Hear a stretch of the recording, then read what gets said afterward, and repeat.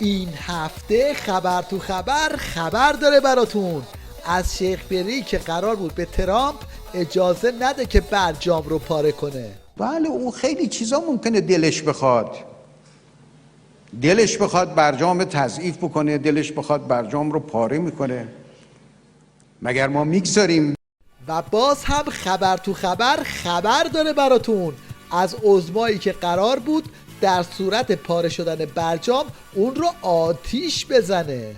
ما نقض نمی کنیم برجام رو، لکن اگر طرف مقابل نقض کنه که حالا همینطوری دارن تهدید میکنن، این کسانی که نامزد ریاست جمهوری آمریکان دارن تهدید میکنن که ما میاییم پاره میکنیم، نقض میکنیم. خب اونو اگر پاره کردن ما آتیش میزنیم.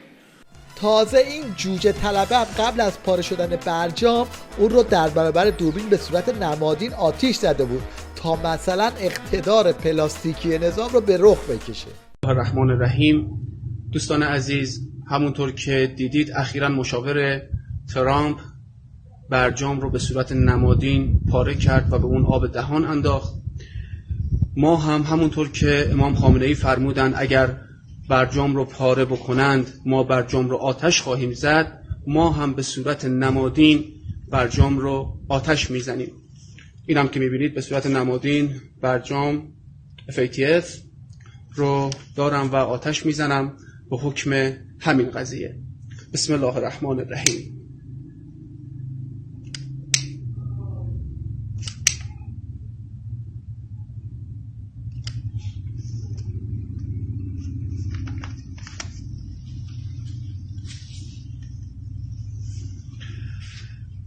بدونن که ما هیچ وقت عقب نمیشینیم. و سلام علیکم و رحمت الله. اما برجام پاره شد و آخوندام هیچ غلطی نکردن. اون چی که دنیا دید این بود که عظما ترک موتور برجام نشست و بعدم کله پا شد.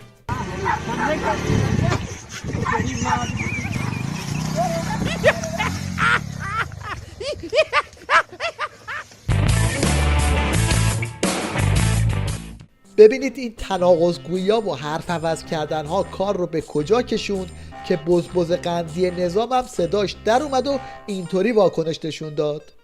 ما تو بعضی دیگه از سطوح هم داریم کسانی که ظرف یک ماه راجع به یک مسئله خاص 4 جور حرف میزنن و گمان میکنن که مخاطب مردم حافظه ندارن یا شعور ندارن. نمیدونم چه تصوری میکنن. تعابیر تند رو من به کار نمیبرم در دستگاه قضایی یا در مجلس یا در دولت. این رو حمله بری میکنم که بس که اینا خیلی خسته هن یا بعضیشون پیر شدن، این سلولای خاکستری مغز درست جواب نمیدن. یعنی ولی این همه تناقض در حرف زدن. حالا ممکنه کسانی بین حرفشون و عملشون تناقض باشه، اون حسیات، اما بین حرف و حرف با فاصله چند هفته اینقدر تناقض. البته این که بگیم هیچ غلطی نکردن هم درست نیست. نه بابا، یه غلطایی هم کردن. 4 تا بسیجی ساندیس خور جمع شدن از این ادا اطوارا در آوردن. آتیش بزن به برجام، مطالبه یک کلام. آتیش بزن به برجام، مطالبه یک کلام. آتیش بزن به برجام، مطالبه یک کلام. آتیش بزن به برجام، مطالبه یک کلام. آتیش بزن به برجام. توی استبل وحوش مجلس هم این بشنگا جمع شدن و پرچم آمریکا رو آتیش زدن تا یه جوری به بسیجی‌های وامونده و مهره‌های ریزشی دلداری بدن. آقای رئیس، دولت بدعهد فاقد هویته.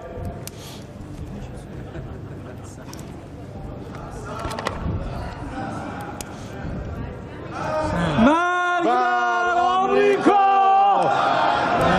آمریکا! مرگ بر آمریکا! مرگ بر آمریکا! مرگ بر آمریکا! آتیش زدیم! برجام آتیش زدیم! آتش هم نمیگیره.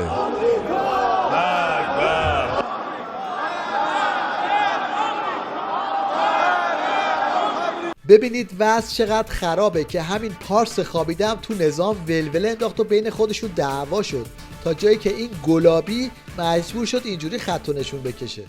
تعداد از نمایندگان انقلابی متحد حکم حکومتی که وفادار بودن اقدام به آتش زدن برجام نمودن، چون که رهبر فرزانه فرموده بود اونا پاره کنن ما آتش میزنیم. شنیدم تعداد از نمایندگان سازی کردن، خوشلکسی کردن بالا خارجی ها بدونن مردم ایران مقاومت. خلاصه این که بزبیاری پشت بزبیاری تو راهه و نظام ولایت هم همینجوری تلو تلو خوران امروزش رو به فرداش میچسبونه.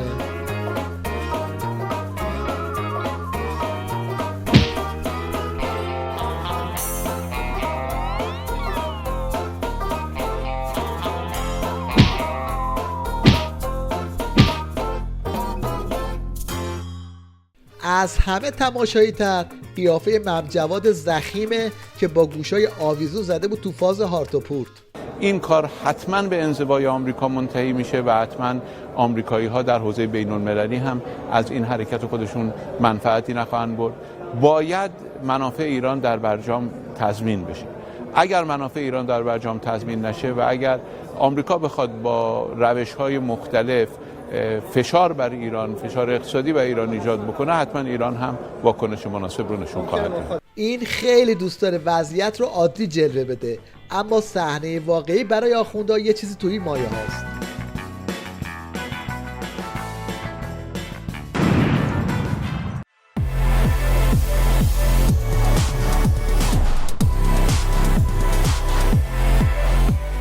از ظریف مشنگتر این یارو جهانگیریه که توی دقیقه رکورد بیشترین خالی بندی رو میزنه. خب اومد با بدترین لعن، با بدترین واژه ها، با توهین آمیزترین واژه ها، با سخیفترین کلماتی که ممکن بود که یک رئیس یک دولت و یک حکومتی به کار بگیره علیه ایران به کار گرفت. کی پذیرفت این مسئله را؟ اقتصاد کشور چرا تکون نخورد؟ چرا یه دفعه اون پیش بینی می‌کردن بعضیا یه عدد نجومی راجع به قیمت ارز به کار می‌بردن، میگفتن قیمت ارز میره به این قدر میرسه؟ چرا اتفاق نیفتاد؟ چرا حتی بازار سرمایه که سریعتر از جاهای دیگه اثر میپذیره اثر نپذیرفت؟ آخه الان که وقت این فیگورا نیست، کجای کاری تو؟ شوتیدن توی دروازه‌تون.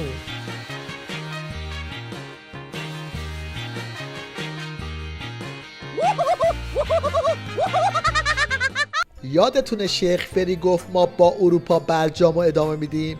عظما هم زیر سیبیلی تایید کرد. حالا ببینید این جلیلی چطوری بدون هیچ دلیلی پته اروپا رو هم میریزه رو آب. دنیا این منطق وجود دارد که اگر توافقی بسته بشود، یک طرف توافق تعهد خودش رو بشکند، بیایند برای طرفی که به تعهدات خودش عمل کرده از شاخوشانه بکشن. این بیانیه ترامپ دیگه نیست، این بیانیه این سه کشوری است که حالا مدعی اینم که نه ما می‌خواهیم منطقی رفتار کنیم. اذعان می‌کند که این توافق رو طرف اونها نقض کرده است.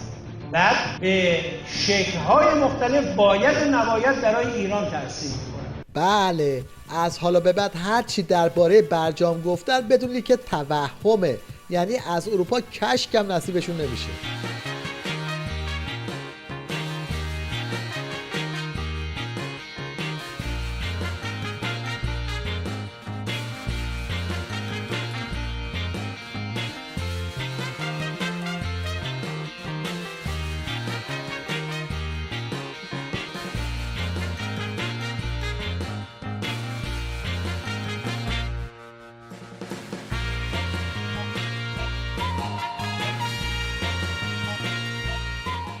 واسه خاطر همینه که داد خرچنگ نظام به هوا میره و از تحریم روی تحریم میناله. بنابراین اونها که فکر میکنند با ارتباط با بیگانگان کشور مشکلش حل میشه، یادتون هست روز اول قصه برجام برخی از این به خصوص روزنامه‌ها چه گل و بلبلی گفتن، چه منجی معرفی کردند که بیایید دیگه کشور نجات پیدا کرد. دیدید نجات پیدا نکرد. تحریم روی تحریم. این عبرتی است برای آینده. آقای ترامپ شما غلط میکنید. این جوابه. یکی نیست بهشون بگه اگه عبرتی است برای آینده چرا همین الان آویزون برجام شدید و ولش نمی کنید؟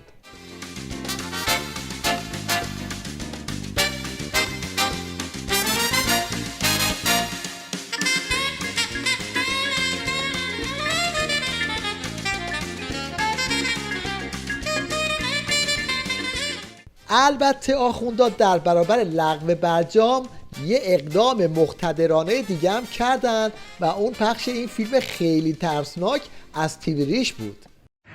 ترامپ الان شدی رئیس جمهور، ملت ایران مشکل برات پیش آوردن. کسگم که برجام به هم زدی مشکل برات پیش آمده. کسگم اترسده کسگم. اولین نتیجه لغو برجام چیه؟ بله، شاخ زدن گاوها به همدیگه. این شما و این روایت پاسدار قاسمی از سگدواهای پسا برجام.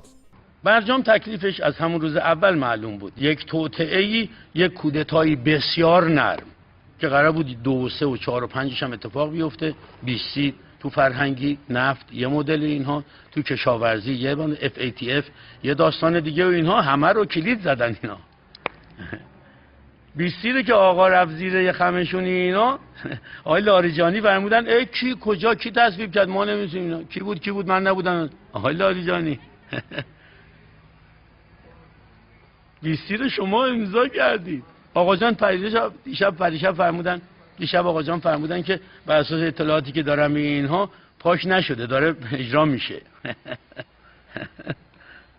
چون اون طرف پرزیدنت رگاش زده بود بیرون که همه چیز رو در این دولت در این دوره نادیده بگیرم، 20 را اجرا میکنم. الا برکت الله. برجام از اون اولش خطا بود. توطئه‌ای و کودتایی برای فشل کردن نظام. حالا تازه این اولشه. الان از گاز زدن دم همدیگه شروع میکنن، بعد کار به جاهای باریک میکشه.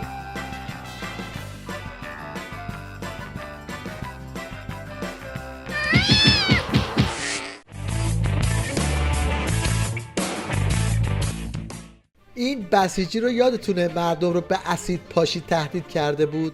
حالا بعد از اینکه تو فضای مجازی افشاش کردن ببینید چه جلز و ولزی میکنه. بدی تموم شد، معذرت خواهی کردم.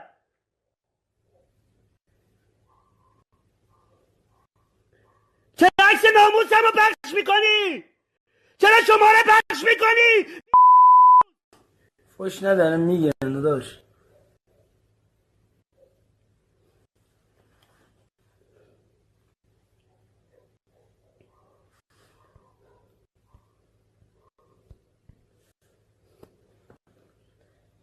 خودتونو بذارید جای من.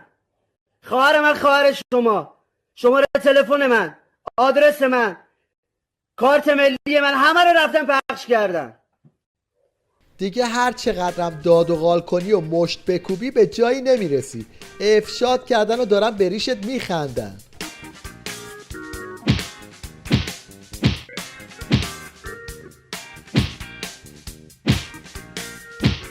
البته همه بسیجی ها یه شکل نیستن.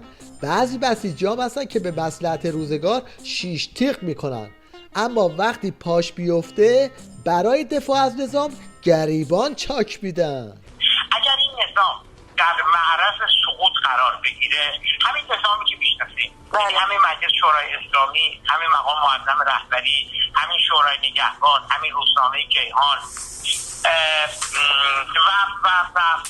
و اگر این نظام در معرض سقوط قرار بگیره، یعنی دچار مشکل بشه، دچار بحران بشه و من ببینم که داره سقوط میکنه، حالا یا در نتیجه خیزش مردم، تظاهرات مردمی در داخل کشور، و یا اینکه مثلا آمریکا آمده به ایران حمله کرد، یا اسرائیل و آمریکا و عربستان آمدن به ایران حمله کردن و نظام داره سقوط میکنه. من خانم شهرابی شرمنده شما هستم و شرمنده خیلی از مردم ایران هستم، ولی با تمام وجود می ایستم و از نظام دفاع میکنم. من از اسلحه متنفرم، ولی اگر پاش بیفته اسلحه دستم میگیرم، با اینکه اصلا بلد نیستم تفنگ رو چجوری دستم میگیرم و متنفرم از تفنگ و فشنگ. البته الان دیگه دوره همه بسیجی‌ها گذشته، الان با ریش و بیریششون سوژه طنز و خندن.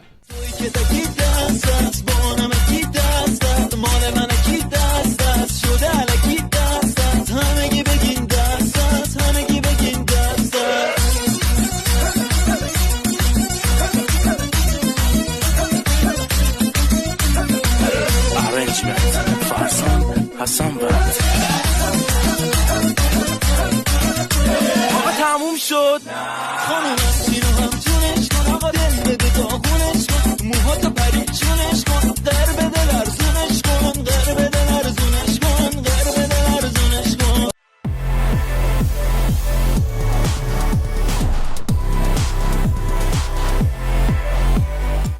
تو روزایی که وزیر ارتباطات شیخ وری وعده فیلتر کردن فیلتر شکن‌ها رو هم داده، ببینید این پاسدار عباسی چه خوابایی برای اینترنت دیده. اینترنت یک سازمان نظامیه. یکی از عجایب موجود در کره زمین در ایران اینه که اینترنت دست وزارت ارتباطات تو ایران. ببین خنده‌دار، اینترنت در آمریکا توسط وزارت دفاع به وجود اومده. وزارت دفاع سازمانی داره به نام آژانس امنیت ملی که این آژانس امنیت ملی NSA در کنار جاده بالتیمور در شمال واشنگتن دی سی زیر زمین چند هکتار سوپر کامپیوتر چیده، اینترنت جهان رو کنترل میکنه و اینترنت دست اینه، پروتکلاشو این میده. بعد شبیه وزارت ارتباطات ما تو آمریکا میشه AT&T، پست تلگراف تلفن. این پست تلگراف تلفن یعنی AT&T خودش کاربره. بعد توی ایران یک پدیده مطلقاً نظامی دست وزارتخونه غیر نظامیه.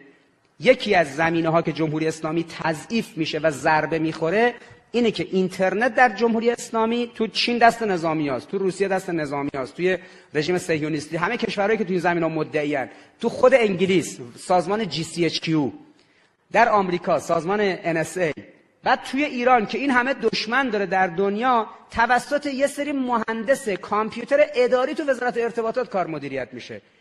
کمر مردم داره زیر بار مشکلات خم میشه. بعد این شاعر درباری مشکلات مردم رو طنز کرده و عضو هم میشنوه ریسه میره.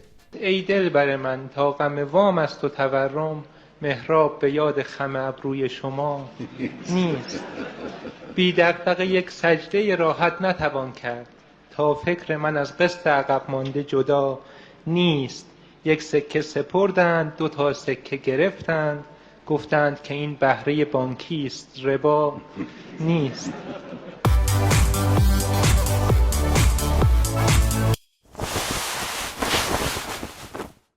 در پایان این شما و این سلطان اعتماد به نفس، معلوم نیست چند تا از اینا کشیده که دستش نمیلرزه.